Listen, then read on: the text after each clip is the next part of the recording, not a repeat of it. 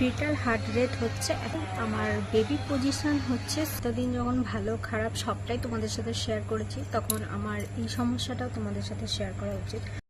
Hello everyone, কেমন আছো তোমরা সবাই? আশা করি ভালো আছো, সুস্থ আছো, আর আমি এখন মোটামুটি রয়েছি। তো অনেক দিন পর আমি তোমাদের সাথে শেয়ার করছি কোনো একটা বড় ভিডিও বা আমার নিজের কোনো ভিডিও নিয়ে। এতদিন ভিডিও দিতে পারিনি। তো কিছুদিন আগে হচ্ছে আমার 9 মাসে একটা গ্রোথ স্ক্যান ছিল। সেই গ্রোথ স্ক্যানটা আমার হয়েছে, ইউএসজি হয়েছে, ব্লাড টেস্ট ছিল হয়েছে। তো ওই রিপোর্টটা হচ্ছে এসে গেছে, ডাক্তারকেও দেখিয়েছি, ডাক্তারকে দেখিয়ে আর সেই রিপোর্টটা তোমাদের সাথে, ডাক্তারকে রিপোর্ট দেখে এসেছি প্রায় 3 দিন হয়ে গেছে। আর শেয়ার করিনি তারও একটা কারণ ছিল, কারণ আমার মনটা একটু খারাপ ছিল, কারণ আমার রিপোর্টে একটু অসুবিধা এসছে বা একটু সমস্যা এসছে, সেই কারণে। তো ভাবলাম যে না, এতদিন যখন ভালো খারাপ সবটাই তোমাদের সাথে শেয়ার করেছি, তখন আমার এই সমস্যাটাও তোমাদের সাথে শেয়ার করা উচিত। তো চলো আমার রিপোর্টটা তোমাদের সাথে শেয়ার করি।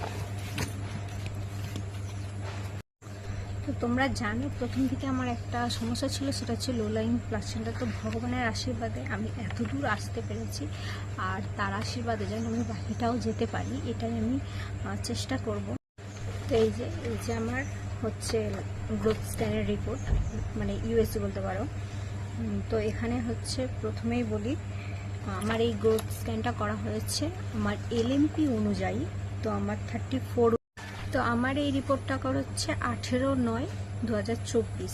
তো আমার লাস্ট পিরিয়ড অনুযায়ী তখন আমার 34 উইক 6 ডে চলছিল। তো চলে এবার তোমাদের সাথে আমি শেয়ার করি যে আমার হচ্ছে। তো প্রথমেই বলি হচ্ছে এখানে রয়েছে সিঙ্গেল লাইফ ফিটাস, তো একটাই বেবি। তো তারপরে রয়েছে যে আমার বেবি পজিশন হচ্ছে সেফালিক প্রেজেন্ট, মানে আর এখানে এসছে ফিটাল হার্ট রেট হচ্ছে 150, মানে আমার আগের তুলনায় এখন কমে গেছে অনেকটা। আর হচ্ছে আর তো আমার ফিটাল ওয়েট এসছে 1787 গ্রাম, মানে 1 কেজি 787 গ্রাম, যেটা অনেকটাই কম। ডাক্তার বললো যে বেবির ওয়েট খুবই কম এসছে, তো এটাই চিন্তার বিষয় ছিল। আর তো যখন অ্যানিমালি স্ক্যান করেছিলাম তখন আমার ফিটাল ওয়েট ঠিকই ছিল, কিন্তু আমি মানে এতটা কম আসবে আমি বুঝতে পারিনি। আর ডাক্তারবাবু বললো যে এটা অনেকটাই কম এসেছে। তো সেই অনুযায়ী আমাকে ওষুধও দিয়েছে খাওয়ার জন্য।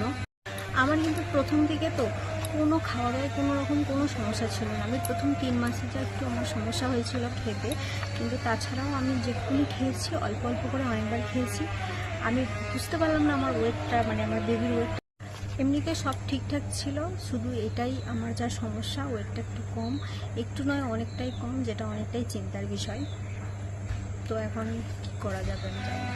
আর এখন এসে খাবার দাবার দিয়েও কিছু হবে না।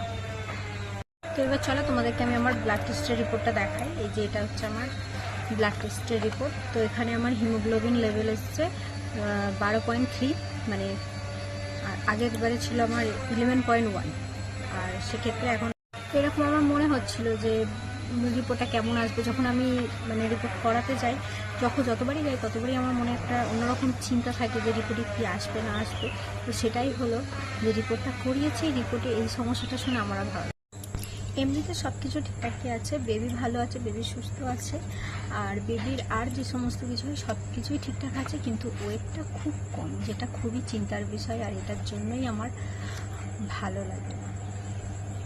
তো আমি কিন্তু সঠিক জানি না যে এটাই আমার 9 মাসের লাস্ট স্ক্যান বা লাস্ট ইউএসজি কিনা, কারণ হচ্ছে এখন হচ্ছে ডাক্তার এখন অনেক রকম সমস্যা হচ্ছে। তো প্রত্যেক মাসে মাসে গেলেই প্রত্যেক মাসে মাসে রিপোর্ট করাতে দিচ্ছে।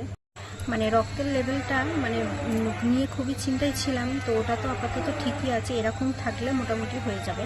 তো আগের মাসে আমার কমে গিয়েছিল, তো এখন সেটা ঠিকঠাকই রয়েছে। অক্টোবর মাসের 8 তারিখে আবারও আমার চেক আপ রয়েছে। তখন জানি না গেলে আবার আমাকে ব্লাড টেস্ট দেবে কিনা বা ইউএসজি রিপোর্ট করতে দেবে কিনা, এটা লাস্ট কিনা আমি ঠিক বলতে পারছি না, কারণ এখন তো অনেকটা সমস্যা সবার বেশি। তো হয়তো আমাকে আবার পরে। তো এই ছিল আমার গ্রোথ স্ক্যানের রিপোর্ট। তো আগামী দিন যখন আমি আবার ডাক্তার দেখাতে যাব, তো তখন দেখি কোনো কিছু দেয় কিনা বা কোনো রিপোর্ট দেয়। আমার এখনও চেক আপ রয়েছে। তো আজকের মতো টাটা।